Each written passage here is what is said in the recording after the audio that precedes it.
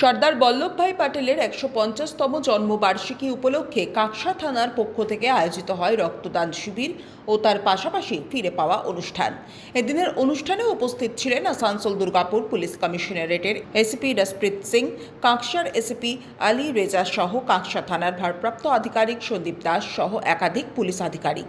এই রক্তদান শিবিরে পুলিশ কর্মী, সিভিক ভলেন্টিয়ার এবং এলাকার বহু সাধারণ মানুষ স্বতঃস্ফূর্তভাবে রক্তদান করেন। রক্তদাতাদের উৎসাহিত করতেই উপস্থিত পুলিশ আধিকারিকরা তাদের ধন্যবাদ জানান এবং ভবিষ্যতেও এ ধরনের মানবিক উদ্যোগে অংশগ্রহণ করার আহ্বান জানান। এর পাশাপাশি আয়োজিত ফিরে পাওয়া অনুষ্ঠানে মোট ৩০টি মোবাইল ফোন প্রকৃত মালিকদের হাতে ফিরিয়ে দেওয়া হয়।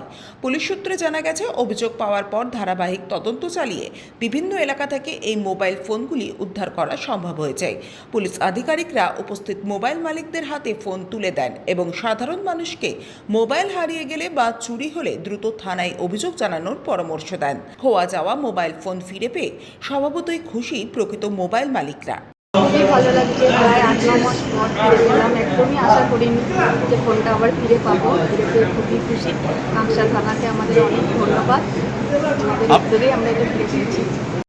সনাতন গড়াই, 99 নিউজ বাংলা, কাকসা। আপনারা দেখছেন 99 নিউজ বাংলা। বদলাবো আমরা।